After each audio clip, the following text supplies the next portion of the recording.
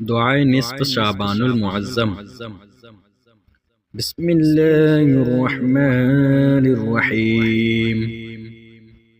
اللهم يا ذا المن ولا يمن عليه، يا ذا الجلال والإكرام، يا ذا الطول والإنعام، لا إله إلا أنت زهر اللاجين وجار المستجيرين وأمان الخائفين. اللهم إن كنت كتبتني عندك في الكتاب شقيا أو محروما أو مطرودا أو مقدرا علي في الرزق فامحو. اللهم بفضلك شقاوتي وحرماني وطردي واقتتار رزقي، وأنبتني عندك في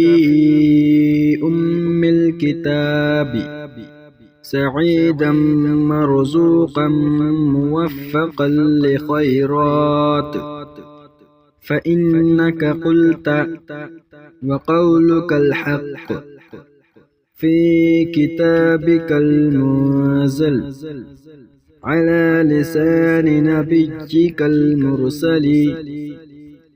يمحو الله ما يشاء ويثبت، وعنده الكتاب.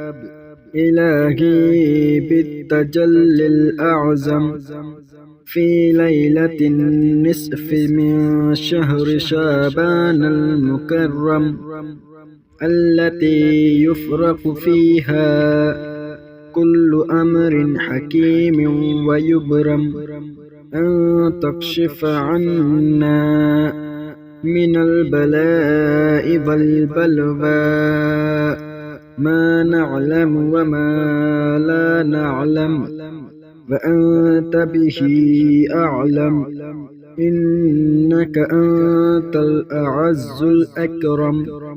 وصلى الله تعالى على سيدنا محمد وعلى آله وصحبه وسلم، والحمد لله رب العالمين.